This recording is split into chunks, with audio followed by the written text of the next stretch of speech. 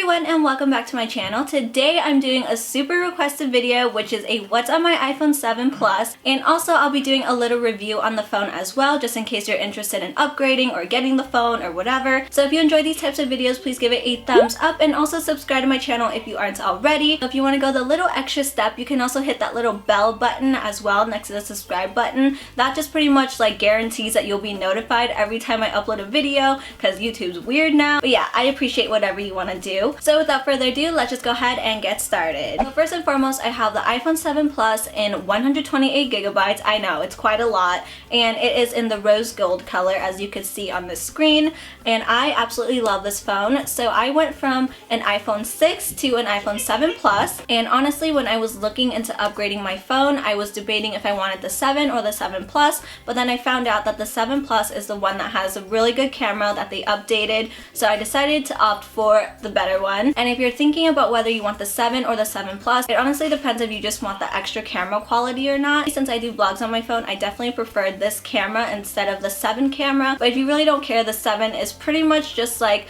a little upgrade from the 6. So yeah, it just kind of depends on your everyday use of it and if you have certain preferences or not. So there are two main things I love about this phone. The first one is the battery life, and compared to the 6, this phone is supposed to have a 24-hour battery life. I don't think that I've put it to the test for a full 24 hours without even charging it or anything, but what I will say is that usually when I did vlogs on my iPhone 6, my battery drained a lot faster. Even with the battery saver on, Snapchat would also make my battery life go down super quick. But I've noticed with this phone, if I'm using Snapchat, it might go down like 1% in battery instead of like 5 or 6. So I think that's really awesome. And also with the low battery mode on, I've noticed that it does carry the phone so much longer. And a huge tip I have for you guys actually is if you charge your phone when you get home from school or work or whatever and get it to 100% and then unplug it, I've noticed that doing that also saves your battery in the long run, because I remember that my old phones, I would charge it like throughout the night when I was sleeping, but then that actually kind of kills your battery because you're overcharging it.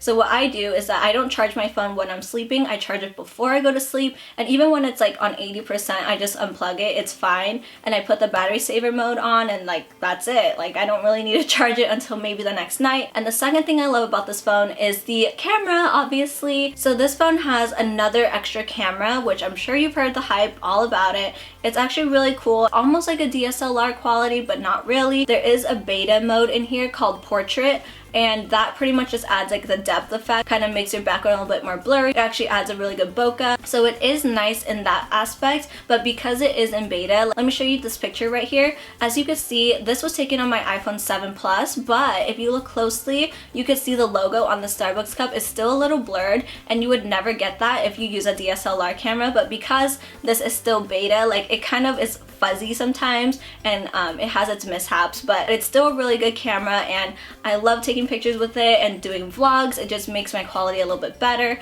So yeah, those are the main two things I love about this phone. And if you are thinking about upgrading, I would say you should do it unless you want to wait for the new iPhone, which is probably coming out next year. Just depends on where your phone is. So after having it for a month, I still love this thing. It blows me away, and also the storage is like a huge factor as well. I love having 128 gigabytes on this thing. My old iPhone had 64 gigabytes, which was still really good, but they didn't have the 64 gigabytes in this one. I think the choices for the 7 Plus are 16 gigabytes, 32 gigabytes, and then 128. Like there's no in between. But now let's move on to what's actually on my iPhone. So first and foremost, my case is from the brand Sonics. I had this case for my 6 as well, and I just love it. It looks so good with the rose gold like phone. The weird thing about this phone that took me a little bit to get used to is the button. The home button isn't really a button, but you can adjust the settings to make it feel like a button.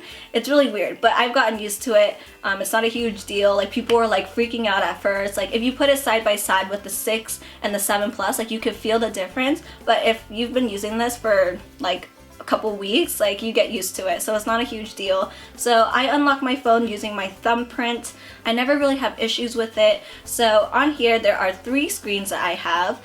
The one all the way to the left just has like the news, the weather, the activity from my Apple Watch, and like my alarms, little reminders and things like that. Nothing too crazy. And honestly, I don't really use this side very often, which is why I haven't added any other like widgets to it. And then on my main screen, as you can see, I kind of like to have my phone organized. So I have it going by settings, contacts, clock, calendar, and then I have Google Maps because I don't like normal maps.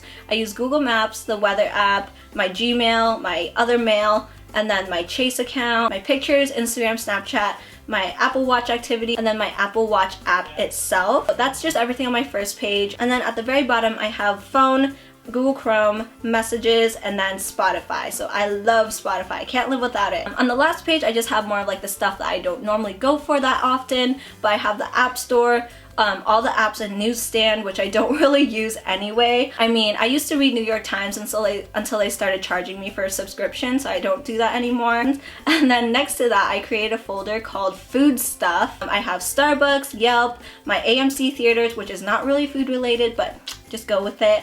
WhatsApp, Uconnection, which is an app I used to use to get discounts on food around my university. I have the Subway app because I use that like once to order a sub. And I have a McDonald's app because sometimes they have deals on there, and you know me, I'm all about my deals. Moving on to the next folder, I have my random apps, like some apps I can't delete. There's actually 5 pages in here. I did not realize that, but the first page just has a bunch of stuff that I can't delete except for maybe like Airbnb. The second page has Safari because I don't use Safari, and then like all that other stuff that you see. Third page also has like the iTunes app, which I don't really use as well because I use Spotify. It's just so much easier. I have SoundCloud, Uber, T-Mobile Tuesday, my Cartwheel app for Target, of course. And then the fourth page has like Groupon, Lyft, my Disneyland app. I have a meditation app that I download for free and like never really use. Pinterest, like FameBit, Bitmoji, all of these things. And then the last page has like Eventbrite, which I get my tickets for events sometimes. My GRE vocabulary app, Waze, and then more apps that you can't delete off the phone. So that is everything in the random folder. So I just keep everything in there. I hardly touch any of the stuff in that. And then after that, I have a folder called distractions. And honestly, some of these things need to be moved to the random folder, but I don't think it has room anymore. But I have my eBay account, my Southwest, which I don't know how that's a distraction. I just put it in there. I have my old app, which I don't think you could download off the iTunes App Store anymore. But I used to have an app and I kept it because, you know, I have an app, like that's cool to say. And the one after that is money, and it's all my money stuff. After that is my photography folder, and I use VSCO Cam. If you want a how I edit my Instagram, then leave a comment down below. And then I have Facetune, which I honestly didn't use very much. The Camera Plus app, I don't even use any of these apps. I should just delete them. ProShot, and then Photo, which is also kind of like Boomerang, but like no one uses that anymore either. And then after that, we have Notes, the Toll Roads app, Bamboo HR, which is pretty much just an app that I use like for work. It tells me what my schedule is, all of that stuff. I have my Kaiser app and my Sephora app. Not as organized as I want it to be, but it works for right now. As long as it's not like cluttered when I look at my phone, I'm good. But yeah, that pretty much wraps up this video. I really hope you enjoyed it and maybe found a couple new apps that you might like. Please give this video a thumbs up if you did enjoy it. And also, like I said, if you're not yet subscribed to my channel, go ahead and do so. And if you have any other questions about the iPhone 7 Plus, leave them in the comments, and I normally respond to you guys. Like, I'm really good about that. That is it for this video. Thank you for watching, and I'll see you next Friday for another video. Bye!